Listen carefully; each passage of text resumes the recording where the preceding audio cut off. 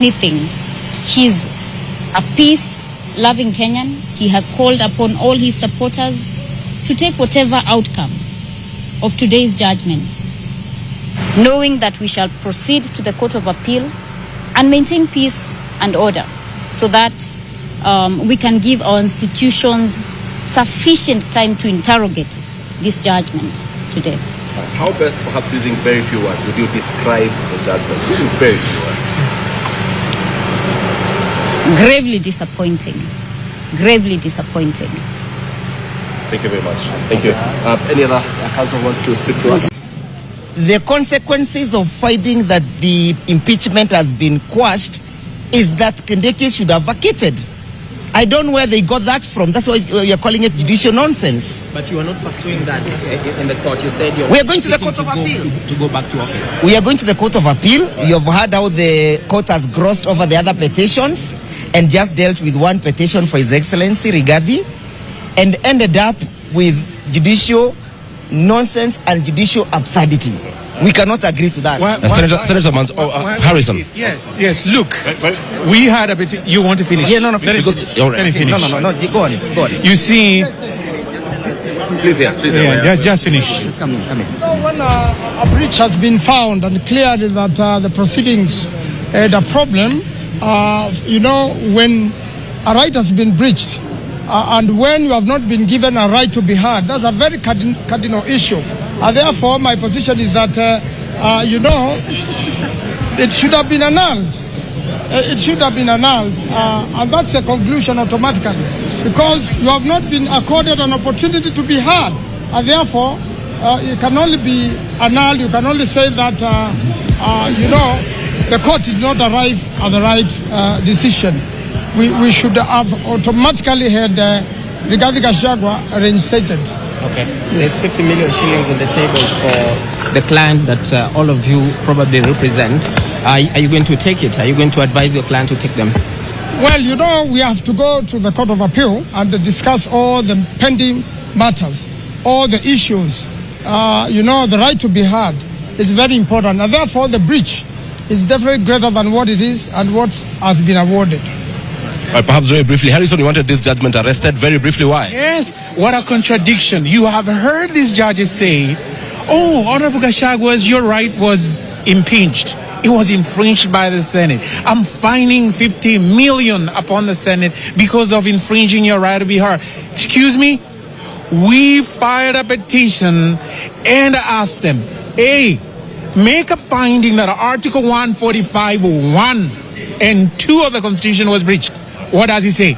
It says that all the members of the National Assembly must be present. All.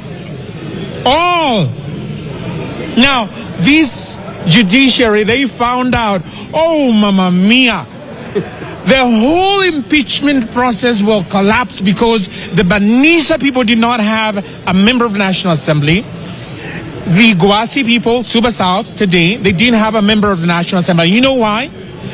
And he pointed out that someone elected to go to the executive and left their constituents totally without representation. I'm talking about Mbadi. John was a nominated member of parliament, just to correct you.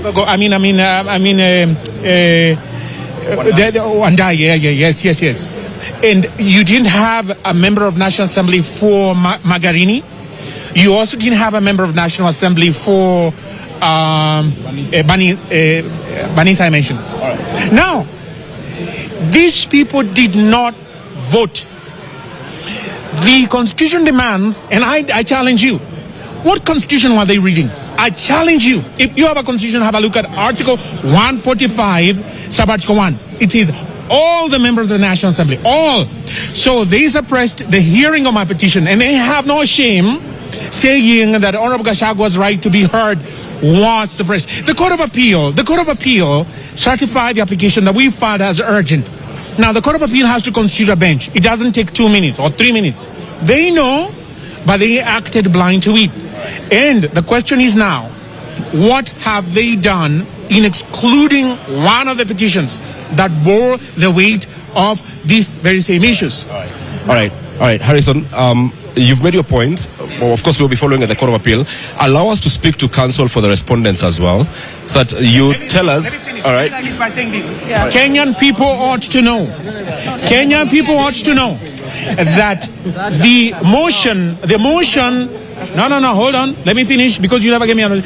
The motion that was tabled by Honorable Mutuse was dead on arrival.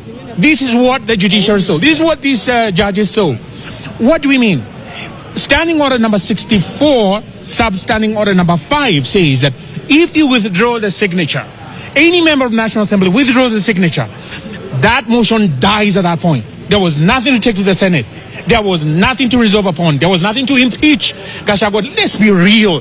Let's be serious in this country. That standing order says there was no motion to debate. Honorable Mutuse knows that. He did not address that in my case. None of the people addressed that in my case. So the question is now, did the Speaker of the National Assembly know? Yes. Did these judges know? Yes. Why is it they have avoided consistently this particular petition? It is because they know. Sorry, my phone. Sorry, David. They know. Point made, Harrison Kinyanjui. Wakili Harrison. Let's now hear from Senator